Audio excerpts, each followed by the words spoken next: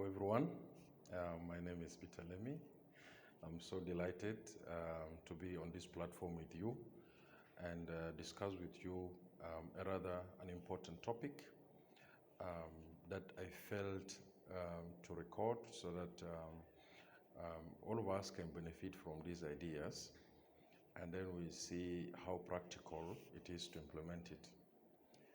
I'm going to name this presentation, this clip, Pedagogy of the Fragmented. The idea of the pedagogy of fragmented was inspired by one of the eminent thinkers of 21st century, that is Paulo Freire. For some of you who might come across Freire, he was a Brazilian thinker, educational thinker, who came up with the idea of critical pedagogy. He founded a revolution within education, a revolution that aims at rethinking the most fundamental philosophies of education and how teaching and learning is conducted in our schools today.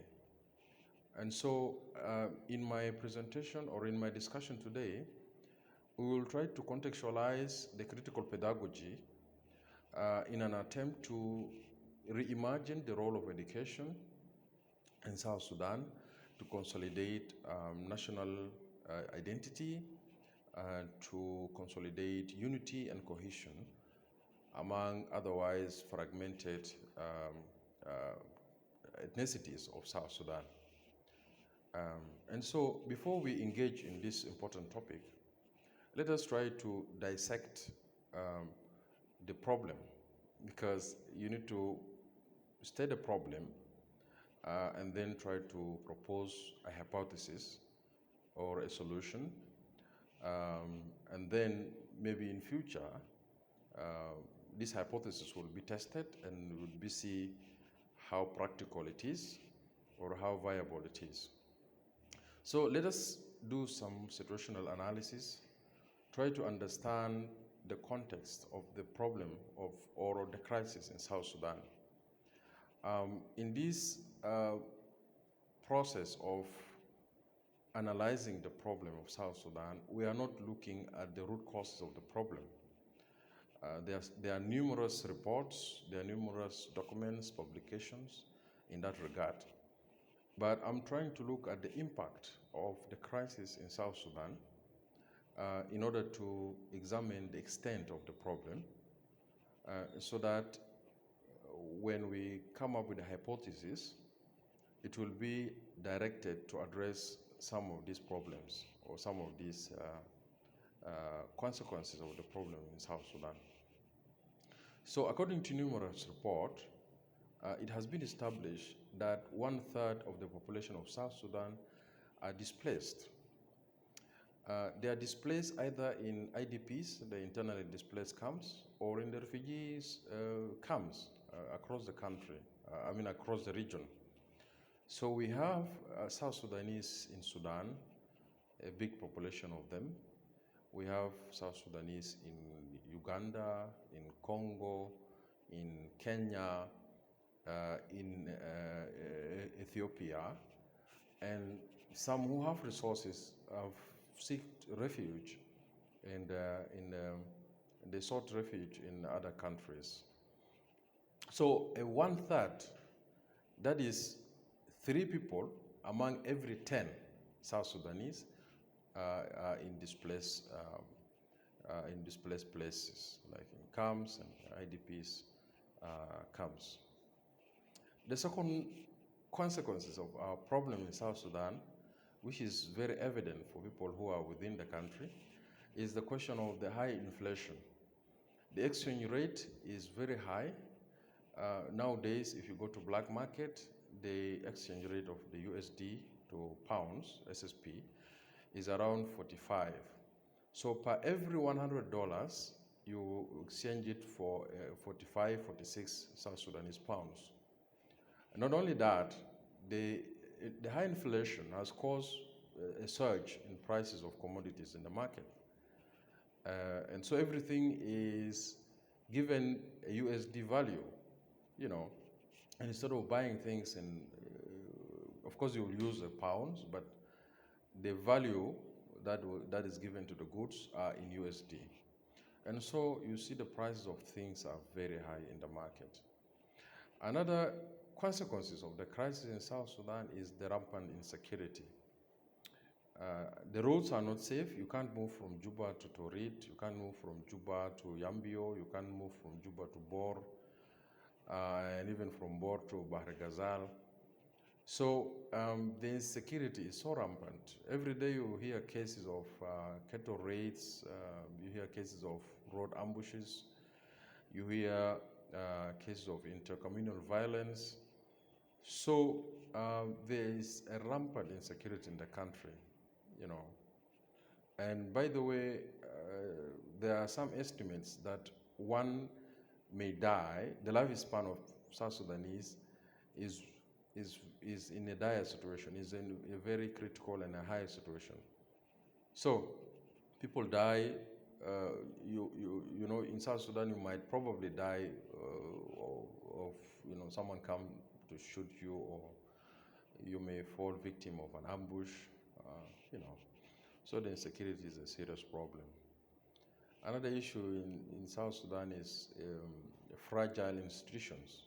Our institutions are very fragile. They are not strong. The Anti-Corruption Commission is very weak. It can't prosecute corrupt officials who are embezzling public funds. The judiciary, to some extent, has been politicized, and it serves the interests of people who are in power. And so there are some cases they are not really neutral to adjudicate.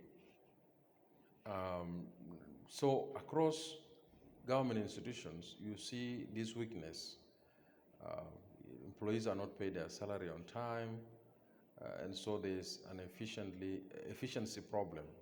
They are not efficient in delivering their services, and they don't have the motivation even to serve the people. We have also noted disintegration of social fabric. So you will have a lot of polarization among the ethnic tribes of South Sudan. People hate each other just because you belong to a certain tribe. And so this polarization and this integration, or this is a result of prejudice, is a result of so many factors. So it is a problem, because South Sudanese, they don't identify themselves as one people because of disintegration of this social fabric.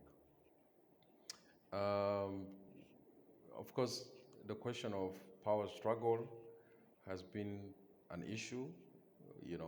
In every report you go across, you'll find normally they mention the question of power struggle. And this power struggle manifests itself in the presence of many armed groups. Each one is competing to establish a base, to have an influence, to have presence on the ground, so that specific people may have access to power, may have access to authority.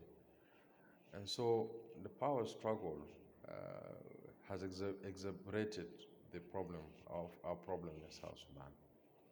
Corruption is also an issue. Since 2005, the country had oil. We have been receiving money for our oil since 2005, but unfortunately, we have never benefited from it. There are some states that are supposed to be allocated 5% of the oil revenue, but unfortunately, if you go to those states, you'll find there's nothing, no infrastructure, no service delivery, there's nothing basically in those places. So no one has benefited from the oil except few, And so corruption is an endemic in South Sudan, and it's a serious problem. Another issue is summary killing, extrajudicial summary killing. You'll hear reports of people disappearing, um, people being killed in cold blood, but justice is not served for the families of these victims. So there are so many. I can go on and on and on, try to analyze, try to synthesize the problems of South Sudan. But I'm going to stop here and then enter into the root, the main issue, the main argument. For me, I believe that education can be used as a catalyst, can be used as a means in order to bring the people of South Sudan together. I believe that education has an immense role to play in nation building. So when the politicians sideline the importance of education, it means that they have no interest, they have no will in order to develop the country. Because I used to tell my students that education and development are like two wings of a bird. A bird cannot fly with one wing, So if you have a robust education system, consequently, you will have a developed economy, you will have a developed country. And so when there's an attempt, a deliberate attempt in order to reduce the budget for education, if there's a deliberate effort in order to make education to be less professional, if there's no teacher training programs, if there's no reform in our curriculum, if there's no funding, enough funding, if there's no infrastructure, then we plan in order to hold development. So I would like to argue that education has an immense role, not only to bring development, but also to unite the 64 tribes of South Sudan and to consolidate peace and harmony. What could be the role of education? Now here comes the aspect of critical pedagogy. I believe that engineering, social engineering, is the way forward. Social engineering is the way forward. We don't do education for the sake of doing it. We don't spend money in education without having a rationale for spending this money. So I believe that if for any budget, for educational budget to be approved, the government has to conduct an assessment, a needs assessment, a developmental needs assessment. So the government has to identify the priorities, developmental priorities, and the government has to design the education system in such a way that it contributes to development, but also it consolidates the sense of nationhood.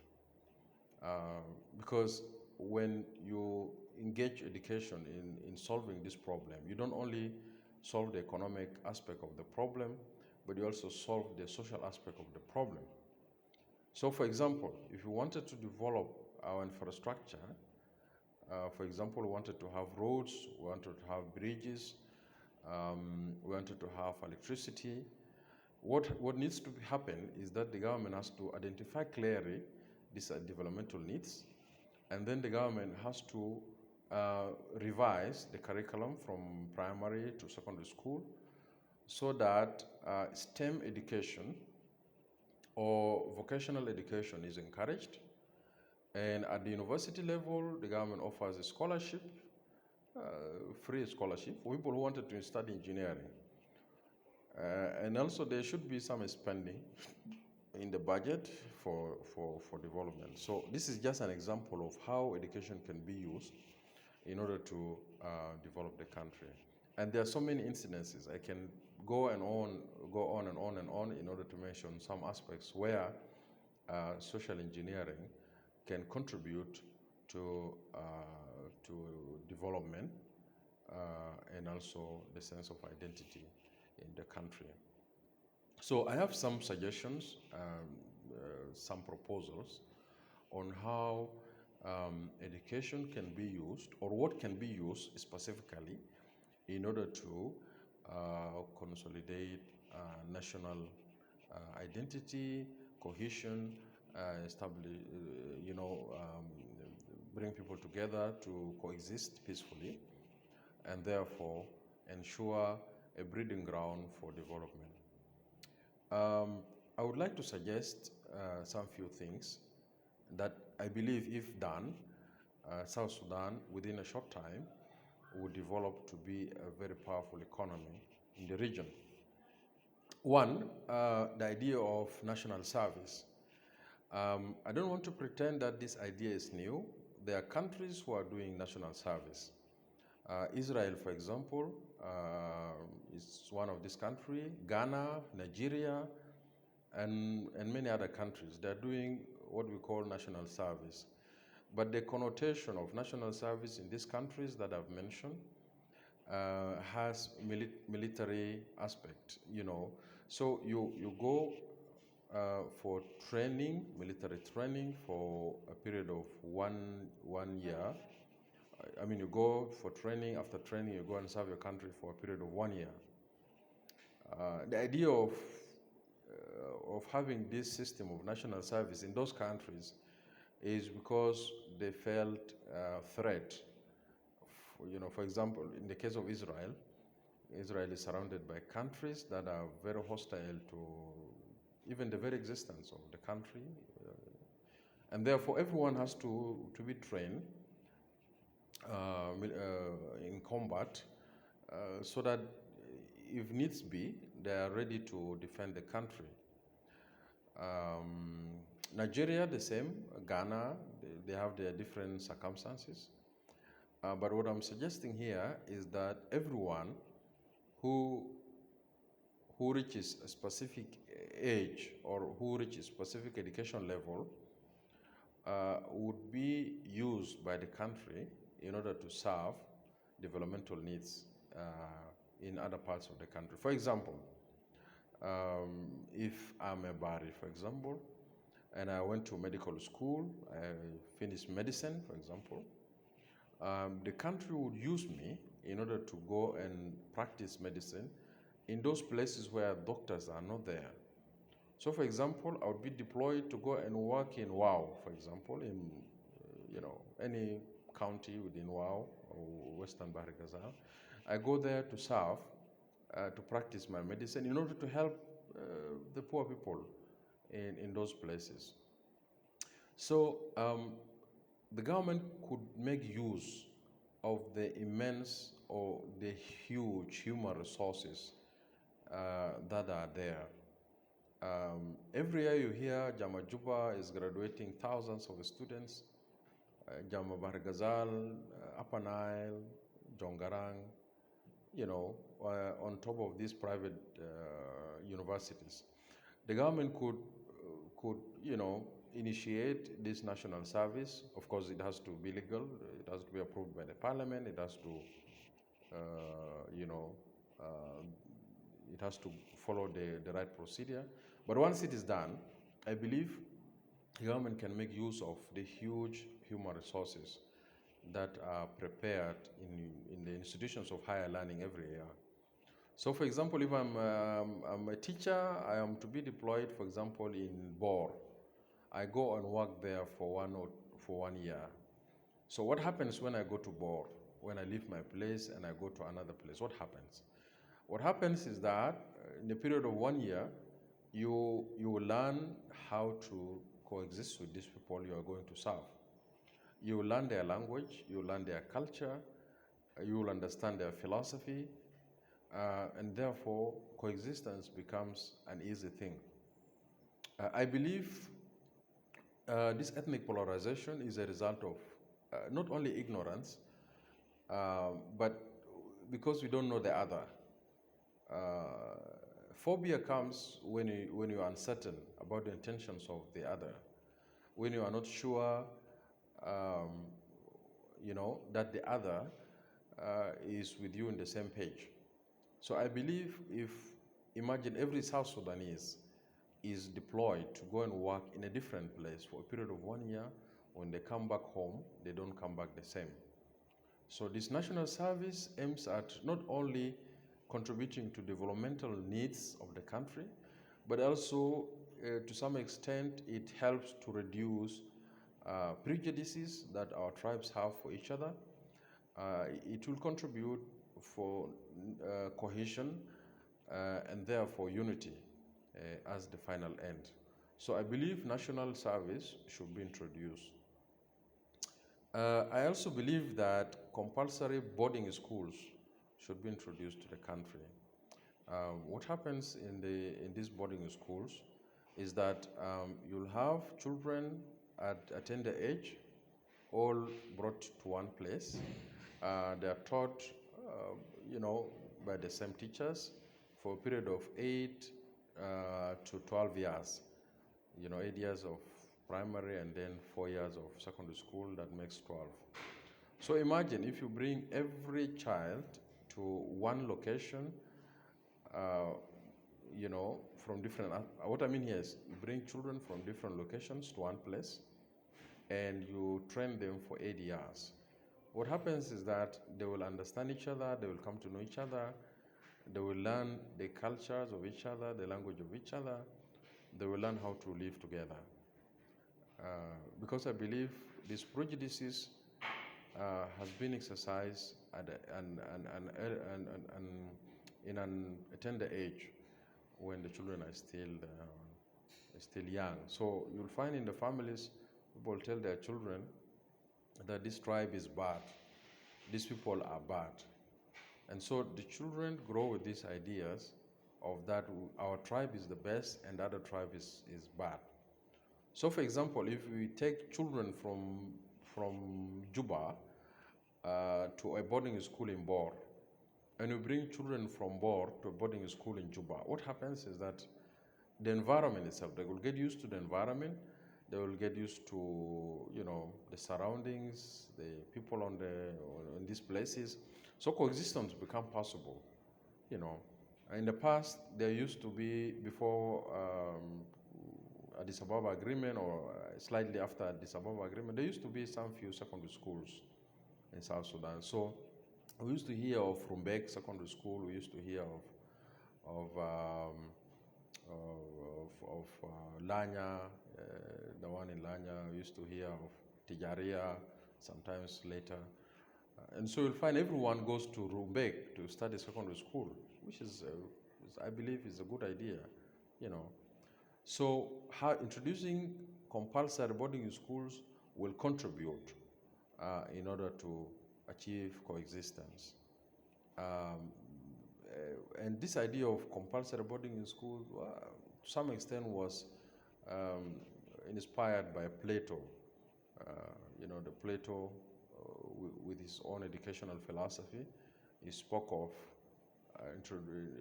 training all the youth, bringing them in one place and teaching them and educating them at a tender age.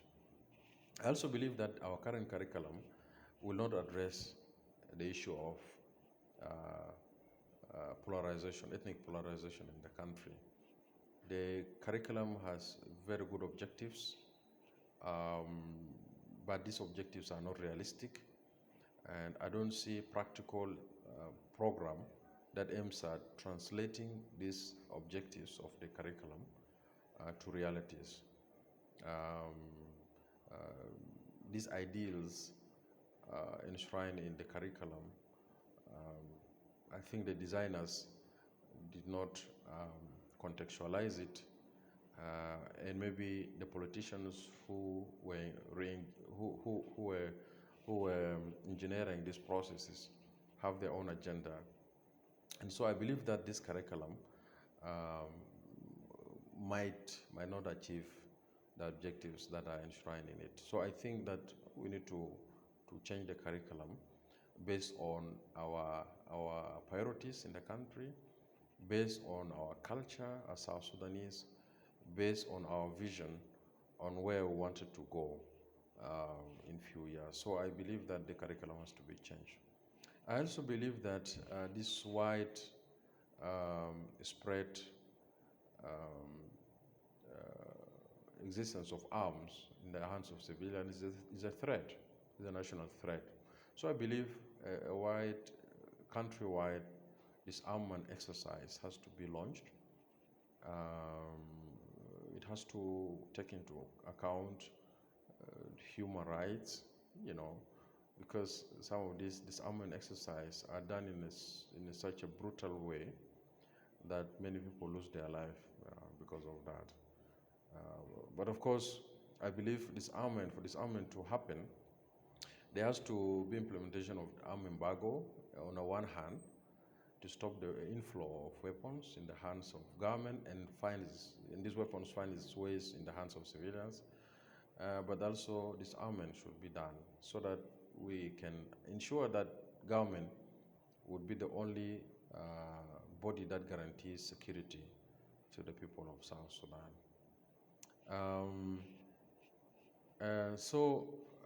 There should be also spending. The government should spend more in service delivery. If this thing if there's a good allocation of budget for the national service, I think it will contribute to ensure that the country is stable and is moving forward. So thank you so much, and I hope to interact in future endeavors.